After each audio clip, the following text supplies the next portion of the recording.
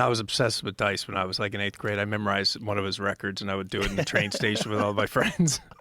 Because back then, that's all you did, right? You would memorize stuff. Oh, yeah, me There was too. no video to look at. You know, you wouldn't all sit around. You would just memorize and then, you know, regale your friends with your impersonation of him. And then, and Richard Pryor was my hero growing up. That was my idol.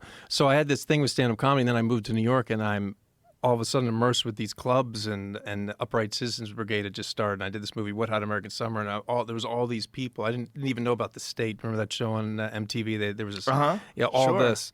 And so I just, you know, little by little immersed myself into that world, and I just became fascinated with the culture. And then Zach Galifianakis, who I met like in 2001, way before Hangover, I used to go and watch him do stuff.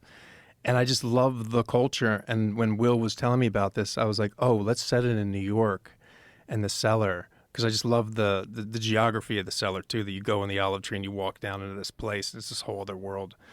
And it just felt like, yeah, I really want, like, can we pull this off where it's authentic, where you were watching it at home and you get a sense of the fact that you're saying that, you know, you feel like it got it, you know, within the striking distance makes me really happy. Yeah, it's striking distance. It's like one of the only films, or like Punchline was an interesting film, the Tom Hanks, Sally Fields. Yeah, of course. Comedy, but it was bullshit. Like you watch it, like, what, they have lockers? Like, what the fuck is this? Like, and also the comedy wasn't good. It wasn't real comedy. It was like, it felt flat and fake, and people were laughing at nothing.